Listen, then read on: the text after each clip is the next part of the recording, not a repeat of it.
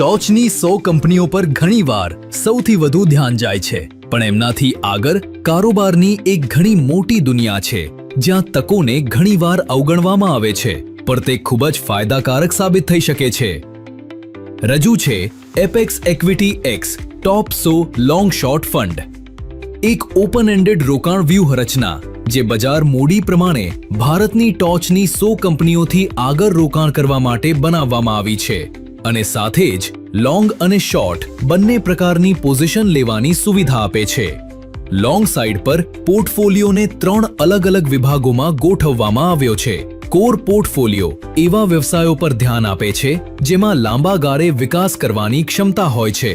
ઓપોર્ચ્યુનિસ્ટિક portfolio બજારની ટૂંકા ગાળાની તકોમાંથી લાભ મેળવવાનો પ્રયાસ કરે છે. સ્પેશિયલ સિચ્યુએશન્સ કંપનીઓ સાથે જોડાયેલી ખાસ ઘટનાઓ અને બજારની અન્ય અનોખી પરિસ્થિતિઓથી ઊભી થતી તકોનો લાભ લેવાનો પ્રયાસ કરે છે. બજારમાં રોકાણને અનેક સંકેતો પર આધારિત માળખા દ્વારા સક્રિય રીતે સંભાળવામાં આવે છે, જે વેલ્યુએશન સંકેતો, ક્વોન્ટિટેટિવ મોમેન્ટમ સંકેતો અને ઓપ્શન્સ પોઝિશનિંગને સાથે જોડે છે.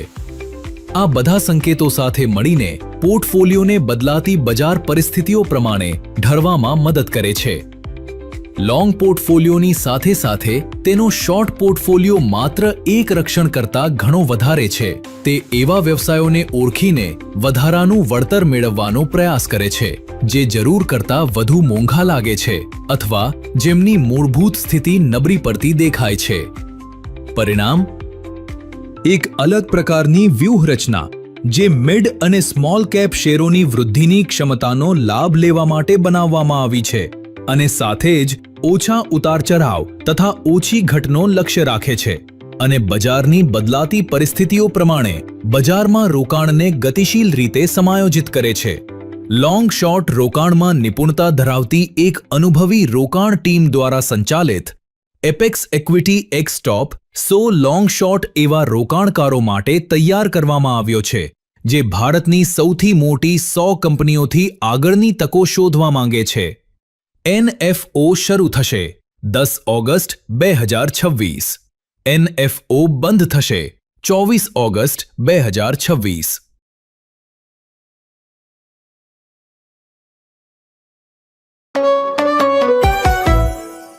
સ્પેશિયલાઇઝ્ડ ઇન્વેસ્ટમેન્ટ ફંડમાં રોકાણ મૂડીના સંભવિત નુકસાન, પ્રવાહિતા જોખમ અને બજારની અસ્થિરતા સહિત બહુ ઉચ્ચ જોખમ સંલગ્ન છે. કૃપા કરી રોકાણનો નિર્ણય લેતા પૂર્વે સર્વ રોકાણ વ્યવસ્થાના સંબંધિત દસ્તાવેજો ધ્યાનથી વાંચો.